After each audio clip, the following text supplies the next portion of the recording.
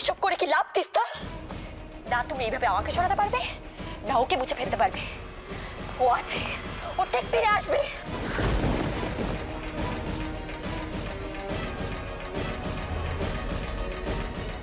রানী আমাদের কারোর কথা শুনবে না ছোট বৌদি।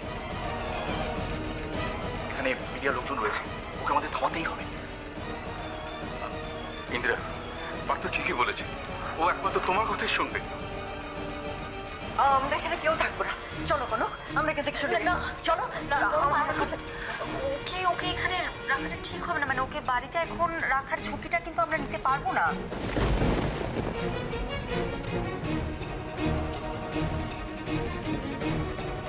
তুমি এই ডিসিশনটা নেওয়ার কি?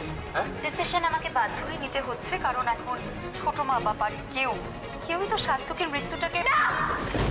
কিছু হয়নি ওর, বললাম তো। আবার সেই এক কথা। তুমি বারবার একটা মিথ্যাকে বলে কেন সেটাকে সত্যি বলে প্রমাণ করতে চাইছো? কিচ্ছু হয়নি ওর।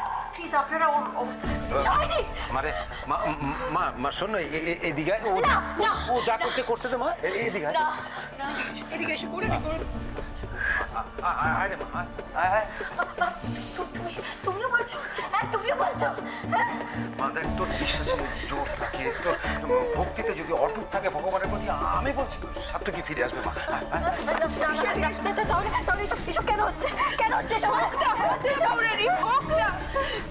যত ইচ্ছা পারে নাটক করুক না, একবার সার্থকে ফিরে আসলে তখন তো এসবের কোনো মূল্য থাকবে না।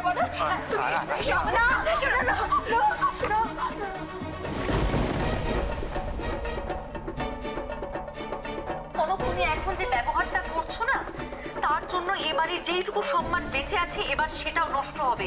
তাই কাইন্ডলি চুপ করে বসো আর আমাকে আমার কাজটা করতে দাও। দেবো না, কিচ্ছু করতে দেবো না। যা ইচ্ছা করে দাও, দেবো না করতে আমি, দেবো না করতে আমি, রাহুল প্লিজ প্লিজ তুই এটা কিছু একটা কর তো, আমার না আর ভালো লাগছে না। Do something.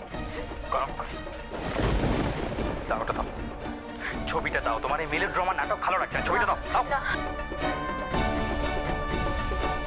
তুমি দেবে কি ছবিটা? তুমি ছবিটা দাও আমাকে।